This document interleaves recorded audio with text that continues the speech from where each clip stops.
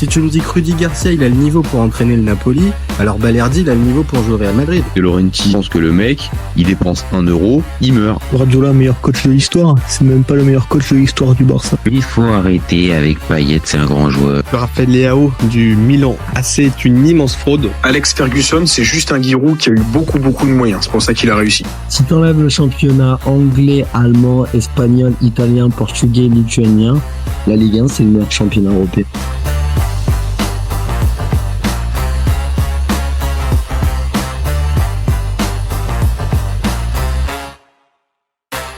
Salut à tous, super content de vous retrouver pour un nouveau débat du FC Copain. Alors, pour m'accompagner aujourd'hui, je suis avec Laouni. Comment ça va mon copain ? Bah écoute, salut tout le monde, bien content. On est devant le début de match de RC Lens Paris Saint-Germain, donc pour le titre. Donc une belle rencontre ce soir, donc impeccable. Oh, ça perd pas les bonnes habitudes. Toujours un match du PSG, forcément, Laouni, il est forcément pas très loin pour pouvoir parler un peu de son équipe. Bon, tu le sens, juste, même si c'est pas le creux du débat, tu le sens bien ce petit match à Bollaert ? Tu sens... Ouais, non, ça va être un bon match, comme je te le disais tout à l'heure. On sent que dans l'enchaînement des courses, des ateliers qui sont en train de faire un avant-match, ils sont en train de monter dans les tours, donc ça va être un match quand même rythmé, même si voilà, le suspense, il y en a plus, donc je pense que il n'y aura pas besoin aussi d'aller arracher des jambes et des chevilles, mais je pense malgré tout quand même que pour une belle affiche comme ça entre le premier et le deuxième, il doit y avoir quand même un minimum de spectacle sur 90 minutes. Écoute, j'espère que tu dis vrai et qu'on va pas, moi, c'est ce que je te disais juste avant de démarrer, j'ai un peu peur du match un peu stérile, mais bon, écoute, on verra. Déjà, ce que tu me dis, c'est plutôt rassurant. Il y a plutôt du rythme dans les ateliers d'avant-match. Donc bon, on peut peut-être avoir un match sympa entre le premier et le deuxième. Parce que mine 2, c'est quand même le premier contre le deuxième. Donc ok, le suspense n'est plus là.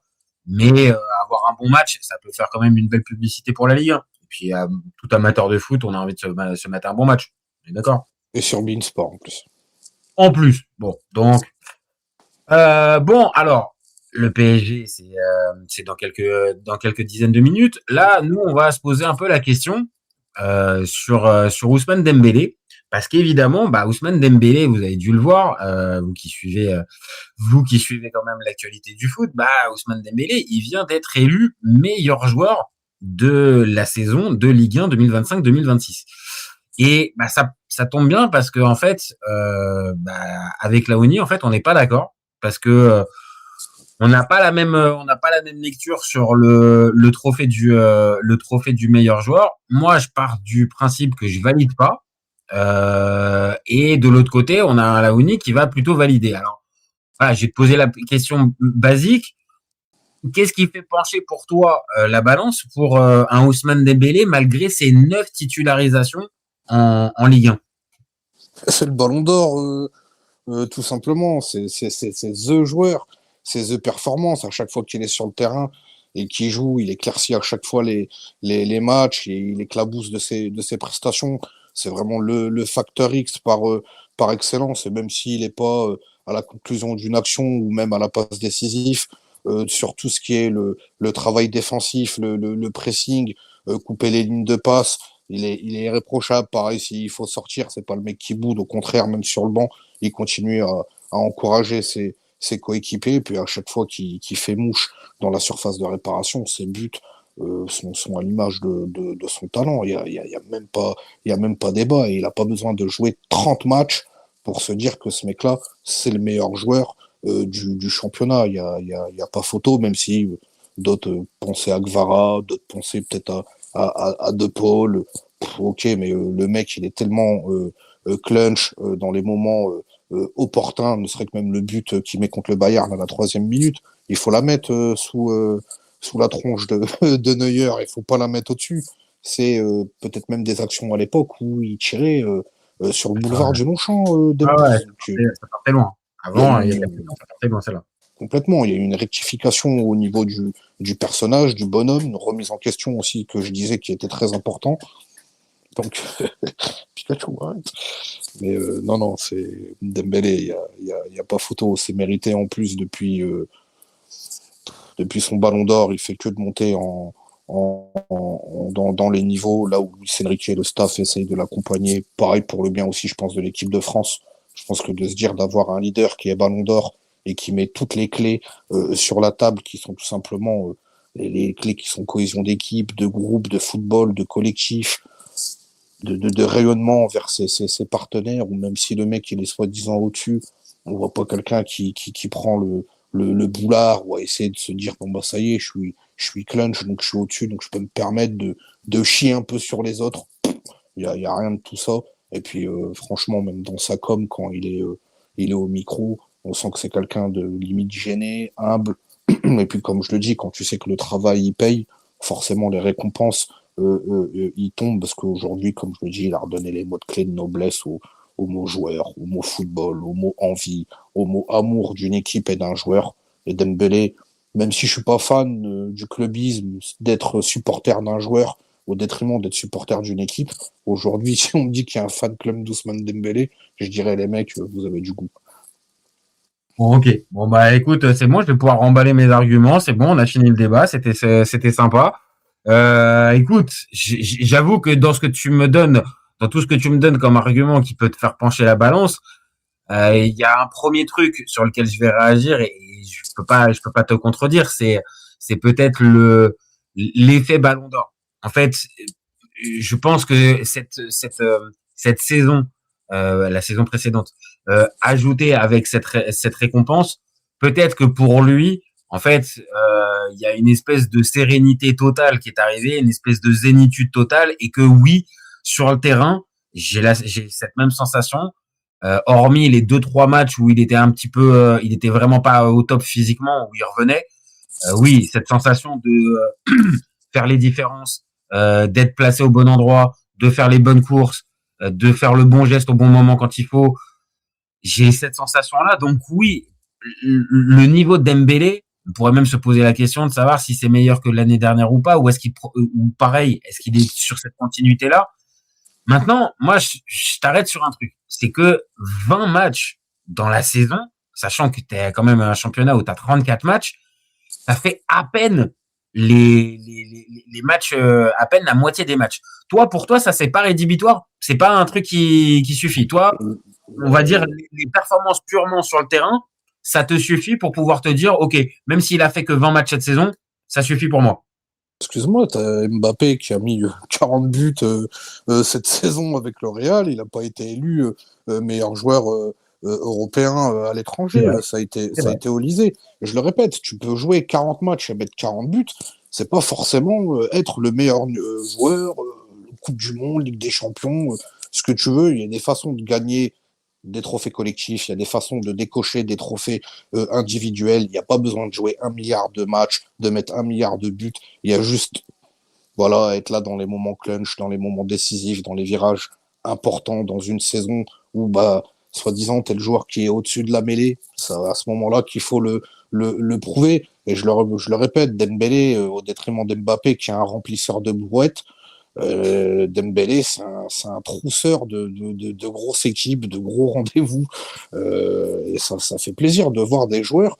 Moi, je suis désolé, n'importe qui se met devant la télé, quand t'attends des grands soirs, de grands matchs et de grands joueurs, tu les attends, ces mecs-là, au virage. Demain, on parle tout le temps de Mbappé. Bah, excusez-moi, les gars, Mbappé, depuis la finale Covid avec le Paris Saint-Germain, si tu l'attends sur une finale de Ligue des Champions tous les ans, ah, ça fait 7 piges, 8 piges. il est pas là, il y va même pas en finale, tu vois, c'est pour dire. Et là où le chemin de Dembélé qui est incroyable, là où aussi le travail du Paris Saint-Germain aussi l'est, pour accompagner aussi tous ces joueurs-là, parce que je le répète, hein, se remettre en question comme ça et tirer les joueurs tout en haut, faut le vouloir. Est-ce que le joueur aussi le veut? Et ces mecs-là, ils ont faim de progresser. Et Dembouz aujourd'hui, même si oui, peut-être qu'il a pas joué beaucoup de matchs, mais avec le peu de matchs et de ce qu'il nous a montré, le mec il met tout le monde d'accord, ne serait que même sur les efforts, sur 90 minutes, ce qu'il peut produire sur un terrain pour un attaquant en plus, c'est extraordinaire. Non, ça c'est sûr. Après, sur ça, je pense je vais pas pouvoir aller te contrer. Et puis, j'ai même pas envie de te contrer parce que oui, pareil, je vois les matchs, je vois ce qu'il peut dégager vis-à-vis de ses partenaires, vis-à-vis des adversaires et les différences qu'il fait, on les voit. Moi, il y a pas de souci. Moi, comme je t'ai dit, moi, ce qui m'interpelle, moi, c'est le nombre de matchs. Après, on peut nuancer avec, t'as raison de prendre l'exemple d'Mbappé. Oui, Mbappé, il met 40 buts cette saison et pourtant, il va pas obtenir ces fameux trophées individuels à ce moment-là. Mais par exemple, tu vois, on va rester sur le PSG. Est-ce que pour toi, un Vitinha qui joue un peu plus, qui est peut-être plus là dans les moments, je vais pas dire les plus durs parce que le PSG a pas vécu une saison véritablement difficile. Enfin, tu vois, le PSG Mais a ta toujours été question, si c'est est-ce que Vitinha méritait Ouais. le trophée au Ah, détriment d'un autre joueur du Paris Saint-Germain, si t'as vu la cérémonie, Dembélé, il répond lui-même, il le dit qu'il y a des joueurs au PSG comme Vitinha, peut-être comme Désiré Doué, comme Gvara, peut-être comme Neves, comme Pacho, comme Hakimi, comme Nuno, qui méritaient aussi ce trophée. Et c'est ça ce que j'aime avec ce gars-là, c'est même sur le Ballon d'Or.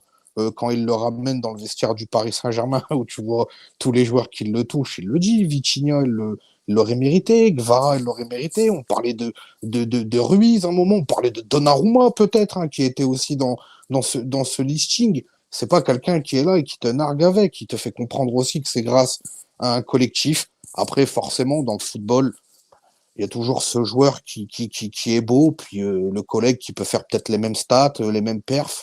Mais malheureusement, aux yeux du public, il est un peu moins beau. Je pense à Samuel Eto'o, c'est ce qu'il disait sur beIN Sport par rapport au Ballon d'Or. On peut penser peut-être aussi à Franck Ribéry. Dieu merci pour Dembélé, il fait partie des joueurs qui sont beaux dans l'image et dans le reflet qu'il peut dégager auprès du public et des gens. Et sur le terrain aussi, là où on pourrait peut-être le faire passer pour un petit con, un branleur, ce qu'il était à un moment donné. Ce qu'il était peut-être, mais on a bien vu la métamorphose. On a bien vu la métamorphose du joueur. On a bien vu qu'il était passé par plusieurs phases et que après, à l'image de n'importe quel être humain, tu vois, t'as un âge où tu fais des conneries et puis après, t'as l'âge de la maturité qui commence à arriver. Donc lui, peut-être on est typiquement là-dedans. Mais donc, par exemple, un Vitinha, non, comme tu me le dis, c'est-à-dire que ça aurait pu être aussi pour lui, mais ça te saute pas aux yeux que, par exemple, là, cette année, on récompense plus un Vitinha, par exemple, qu'un Dembélé ou même un Nuno Mendes pour rester dans les joueurs du PSG. Non, c'est plutôt logique. Je pense que même Vitinha a voté Dembélé. Tu vois ce que je veux dire? Donc aujourd'hui, il y a pas débat, quoi. C'est même pas débat et c'est même pas une question de moi qui dit c'est Dembélé, c'est ses propres coéquipiers qui te disent Dembouz, parce que si tu as joué un minimum au foot, bien évidemment des orchestreurs, des meneurs de jeu, des mecs qui t'envoient des passes Ligue des Champions, qui te fluidifient le jeu et le ballon, voilà, on adore ça. Mais les mecs, quand tu reçois ces passes-là, faut bien les conclure, tous ces trucs-là. Tu vois ce que je veux dire? C'est ces mecs qui concluent ce genre d'action. Et quand tu te renvoies les replays, ou tu regardes le match, ou tu revois même le résumé, tu te dis, mais c'est pas possible, quoi. C'est des actions mythiques. C'est des actions de foot où, voilà, c'est un puzzle, comme dit Campos, où il faut, voilà, ce joueur trois poumons, il faut ce joueur clé, il faut ce latéral, il faut le mec qui va finir, il faut le top gardien. C'est dur à attirer tous ces mecs-là. Mais aujourd'hui, Paris a tous ces éléments-là. Et en plus, ce qui est bon, c'est qu'ils ont réussi à trier les joueurs d'ego au détriment de ces joueurs d'équipe. Et quand il y a un collègue, quand tu sais qu'il est supérieur à toi, qu'il est meilleur, ou il est dans une phase voilà, où rien peut lui arriver, tu peux que dire GG, frérot, était au quotidien en plus avec lui, donc c'est pas volé. Et les matchs, vous les faites ensemble, je peux t'assurer que les pions qu'a mis Dembélé, les pions décisifs, je te jure que la gargouille, il aurait aimé les mettre. Ça m'aurait étonné que la gargouille se prenne pas une petite pichenette. Mais c'est logique, on le dit assez souvent. C'est clair que Dembélé est un joueur profondément collectif. Même à sa mauvaise période, on va dire, quand il faisait certaines choses à l'envers, ça n'a jamais été un joueur purement individuel. Donc là, évidemment, qu'il est dans sa période de prime, bah oui, évidemment, il continue d'aller dans ce sens-là. Donc ok, donc les Parisiens, pour toi, il y en a pas un, et je peux entendre, hein, je peux entendre tes arguments, il y en a pas un qui passerait plus. Bon, et si on passe alors, je vais vite passer la question de Mason Greenwood. Là, c'est moi qui vais en parler. Mason Greenwood qui était nominé. Alors, ça va dans le sens de ce que tu dis, c'est-à-dire que oui, il y a une belle carte de visite, les stats, elles sont bonnes. Voilà. Il fait 31 matchs, il met 16 buts, il met 6 passes décisives. Donc, c'est une saison plus complète. Maintenant, il y a aussi l'image aussi renvoyée. Et là, pour le coup, quand on parle d'aura et on parle de sérénité pour un Ousmane Dembélé, bon, on est très loin de ça pour Greenwood. Et en plus, tu es obligé dans ce type de classement de voir la position finale du club dans lequel évolue le joueur. Et forcément, quand tu vois la saison de l'OM et que tu vois comment ça se termine, je vois pas un monde où Ousmane Dembélé va finir derrière Mason Greenwood, même si sur les stats, c'est meilleur. Mais passons Greenwood, je pense que tu vas être d'accord avec moi, mais Thauvin, par exemple. Thauvin qui réalise quand même une belle saison aussi, parce que Lens va finir à la 2e place. On les attendait pas là. Il s'est même relancé en vue de l'équipe de France. Lui aussi, il a une belle carte de visite.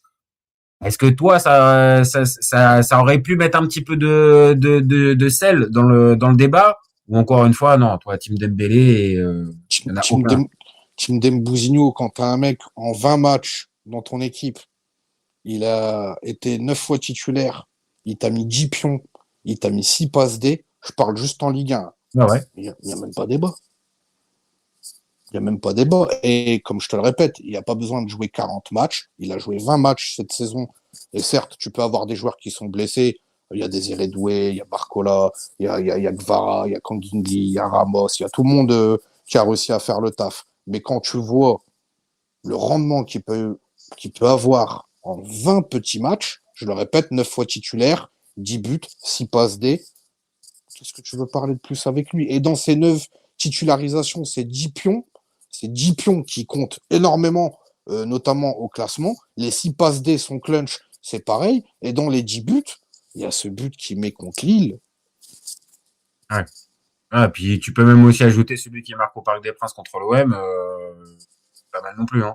Avec l'enchaînement sombrero et après ça y va. Il y a quand même 2-3 perles qui nous a mis. Donc là, je suis en train de partager les stats de Thauvin. Bon, Thauvin, j'ai compris, hein. Là, je peux me le remballer tranquillement. Flotov, ok, c'est sympa, il a fait une belle saison, mais ça suffit pas. Après, je peux comprendre aussi, c'est-à-dire que quand là, on est en train de parler d'un joueur qui est encore le Ballon d'Or, on va dire en cours. Bon, c'est difficile d'arriver à mettre le truc. Maintenant, il y a un truc sur lequel je t'entends depuis tout à l'heure. On est bien d'accord, hein. Là, on parle juste de la Ligue 1. Bien sûr qu'en Ligue des Champions, ces performances, elles sont XXL, mais normalement, ça doit pas influer. Est-ce que tu penses que réellement, ça n'a pas influé dans la tête des votants, donc des joueurs, ces performances en Ligue des Champions, ou ils sont vraiment restés sur la Ligue 1? Mais non, à mon avis, c'est surtout ce qui fait cette saison. Forcément, quand tu joues la Ligue des Champions, tu es exposé à avoir une visibilité qui est supérieure au détriment d'un joueur qui joue que la Ligue 1. Et quand en plus tu joues la LDC, et dans cette équipe-là, en plus du Paris Saint-Germain, où tu es parmi les joueurs qui font la différence, notamment, forcément, tu as encore plus envie d'appuyer sur le bouton Ousmane Dembélé. Comme je t'ai pris en exemple, le but qu'il met contre le Bayern, ce but-là, il vaut des tonnes, et dès la 3e minute, de le mettre sous le pif de Neuer, il faut aller la mettre.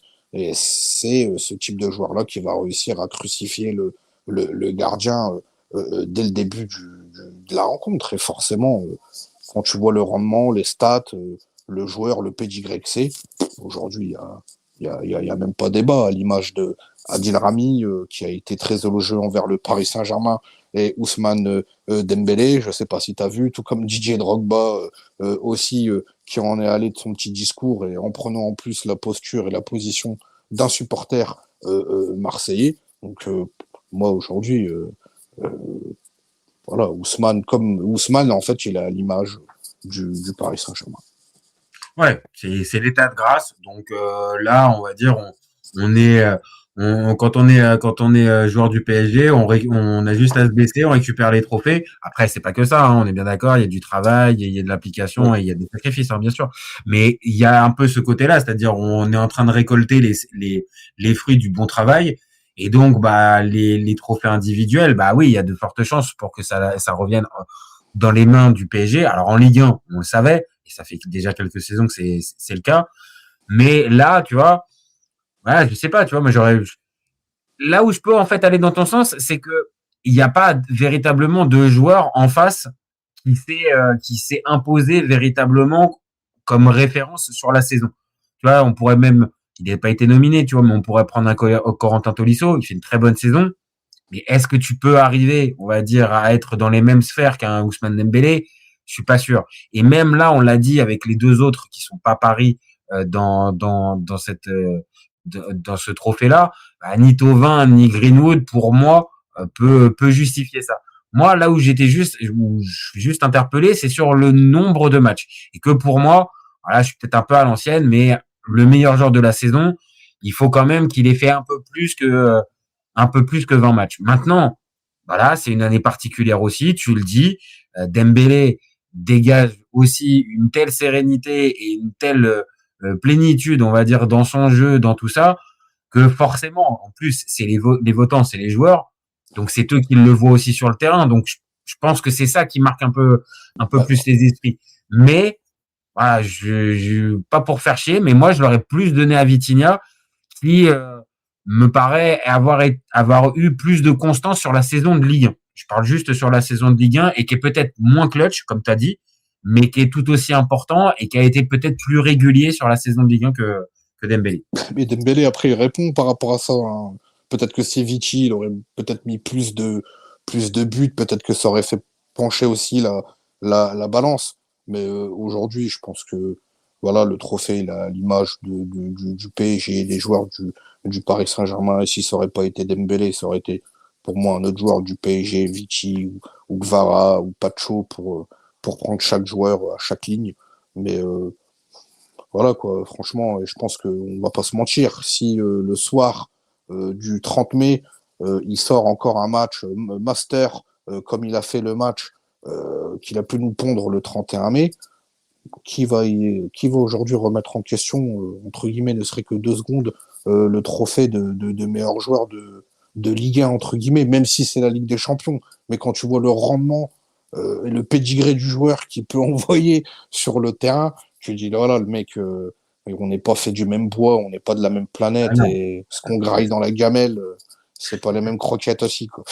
Non, très clairement. Là, il est sur la meilleure version de sa carrière. Doberman. Ouais, c'est ça. C'est que là, il est redoutable et t'as la sensation, en fait. Alors, je ne sais pas, est-ce qu'il est vraiment au max de chez Max ou est-ce qu'il a, je te dis pas une marge de progression, mais est-ce qu'il peut pas encore continuer à être sur cette lancée? J'avoue, il y a plein d'éléments qui montrent que il n'y a pas de raison, en tout cas, que ça descende là tout de suite. Donc, oui, ok, évidemment, présenté comme ça, bon, bah, j'ai posé la question de savoir si on validait ou pas. Bon, argument après argument, et en plus, avec le couplet que tu nous as fait dès le départ, bon, je m'avoue vaincu sur ce débat. Écoute, t'as eu raison. On va le donner à Ousmane. Il n'y avait pas la concurrence nécessaire pour pouvoir vraiment faire le match avec lui. Et je rentre un peu dans ton train en disant que oui, les matchs qu'il a pu faire en Ligue 1, bah, il y en a peut-être que 20, et que 9 titularisations, mais quand il les a joués, il les a vraiment bien joués et il a laissé des vraies images. Donc, bon, bah, ok, Ousmane. Hein, et ne serait que, regarde, même la bascule, d'habitude, on avait un Paris Saint-Germain qui était champion avec énormément de points. Même là, aujourd'hui, il y a ce match-là qui va démarrer. Voilà, même si Paris, ce soir, se fait accrocher par le RC Lens et par le Paris FC, ils seront quand même champions. Et dans les 20 matchs qu'il a pu jouer dans cette Ligue 1, il a été décisif quasiment à chaque fois sur le terrain, il a été irréprochable, et aujourd'hui ça sera amplement mérité, comme le reste des coéquipiers qui l'ont succédé et qui l'ont remplacé pendant son absence, pendant ses blessures, et qui ont fait un travail aussi remarquable. Bon, bah, Ousmane, si t'entends ce débat, désolé d'avoir lancé la question. Voilà, hein, désolé, hein, j'ai voulu voir si pouvait peut-être essayer de gratter autre chose, mais bon, écoute, là je m'avoue vaincu. Tu prends ton trophée de meilleur joueur UNFP. Ousmane Ballon d'Or. Bah, c'est ce que j'allais dire. C'est ça pour terminer le débat, ça va être un peu ça. C'est-à-dire que Là, c'est une première étape. Le 31 mai, tu as la finale de Ligue des Champions. Et à partir du 11 juin, tu as la Coupe du Monde derrière. Donc, il y a un peu une voie tracée. On sait jamais, hein. Mais... Franchement, il gagne j'espère, hein, on gagne la Ligue des Champions et qu'il est décisif et qu'il est clutch dans le match. La Coupe du Monde, il n'y aura même pas besoin de la jouer. Il y aura même pas débat et il rentrera dans le cercle en plus très fermé des joueurs français. Il n'y en a pas 10 000 qui ont remporté 2 ballons d'or. C'est Michel Platini qui en a 3 d'ailleurs. Et c'est vrai que là, il se positionnerait réellement. Voilà quoi. Là, ouais. La fameuse grille des meilleurs joueurs all-time de l'équipe de France, là, on sera bien obligé de la mettre à jour s'il vient nous faire ça. Hein. S'il vient nous pondre 2 ballons d'or coup sur coup. Ouais. Là, vraiment, il y aura plein de questions à se poser.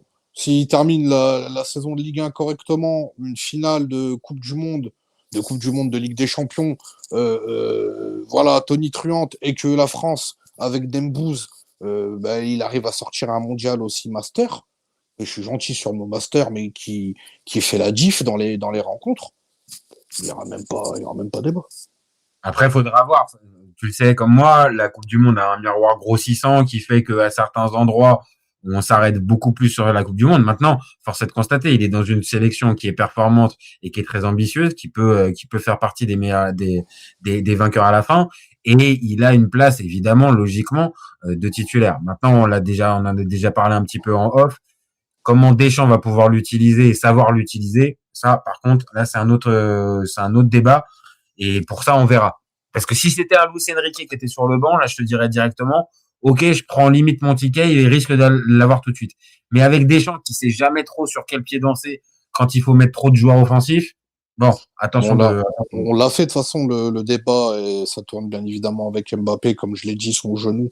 Tu sais pas dans quelle position il est aujourd'hui, s'il est en pleine possession de ses moyens. Et quand tu as des joueurs comme Dembélé, Olysée, Doué, Cherki, on va pas tous les faire, où eux sont en pleine possession de leurs moyens, je pense que t'écartes Mbappé entre guillemets d'un 11 de départ si tu vas aller chercher le mondial et tu mets tous tes acquis avec ces joueurs-là qui montrent en plus des vraies choses et des vraies garanties pour aller décocher une troisième étoile. Mais si tu t'embourbes avec Mbappé qui est pas en plus à 100% et qui est pas un joueur d'équipe et qui fait pas en plus les efforts et qui est pas clutch dans les moments opportuns, même si il a une carte équipe de France ou dans les grands matchs, il a quand même été entre guillemets décisif, ça faut pas se mentir, mais malgré tout, c'est triste à dire, mais tu te mets une balle dans le pied si tu démarres avec lui sans prendre en considération toute la galette que j'ai pu te citer juste avant.